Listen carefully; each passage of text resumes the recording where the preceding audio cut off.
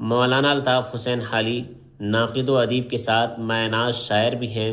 ان کی شاعری میں مناظر فطرت اور معاشرتی مسائل کی ترجمانی ہے۔ آئیے ان کے نظموں کے نام یاد کرتے ہیں۔